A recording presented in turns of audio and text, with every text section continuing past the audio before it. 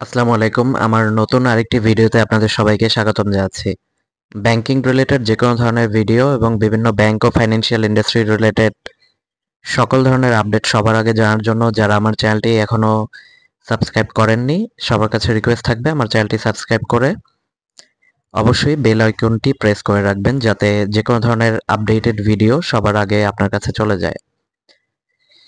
তো ফাইনালি যেসব ব্যাংকের কাস্টমাররা আসলে তাদের যে কষ্টার্জিত ডিপোজিট সেটি তুলতে গিয়ে যে প্রবলেমে পড়েছেন, তাদের জন্য একটি খুবই ভালো একটি আপডেট আসলো।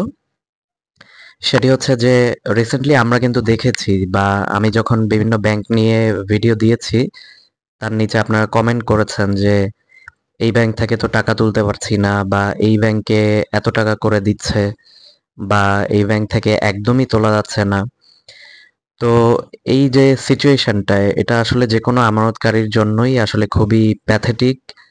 কারণ আসলে যিনি ব্যাংকে টাকা জমা করেন তিনি কিন্তু আসলে তার প্রয়োজনের সময় আবার টাকাটি যখন উইথড্র করবেন সেটি কিন্তু আহ, তার একদম ট্রু রাইট হয়ে যায় যে টাকাটি তখন তিনি উইথড্র করে নেবেন তার ব্যক্তিগত প্রয়োজনে। সেক্ষেত্রে কিন্তু ব্যাংকের কোনো অব্লিগেশন থাকে না, ইনস্ট্যান্ট কাস্টমারের চাহিদা অনুযায়ী কিন্তু টাকা দিয়ে দিতে হয়। কিন্তু আসলে খুবই দুঃখজনক হলেও সত্য যে আম, গত সরকারের পতনের পর আসলে বেশ কিছু ব্যাংকে তারল্য সংকট দেখা দেয়।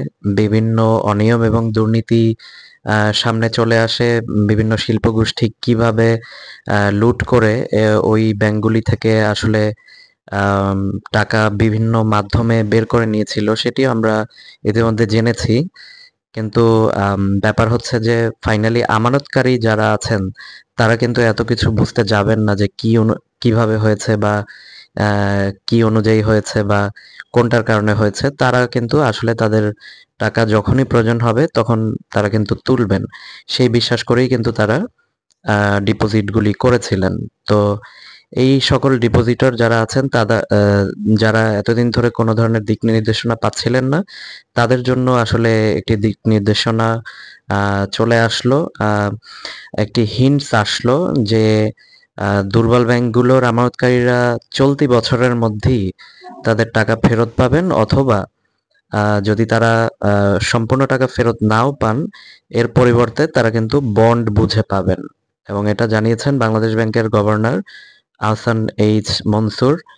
উনি কিন্তু গত মঙ্গলবার রাজধানীর সিরডাপ মিলনায়তনে একটি কর্মশালা ছিল, সেখানে তিনি আম, এই কথাটাই জানান।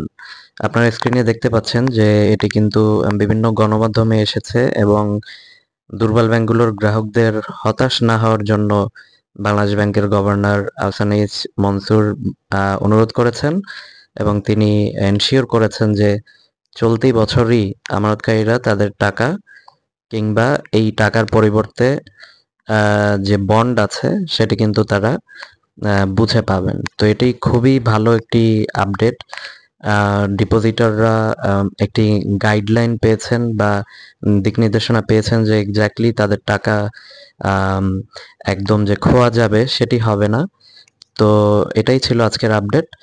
যারা ভিডিওটি দেখলেন অসংখ্য ধন্যবাদ। আসসালামু আলাইকুম।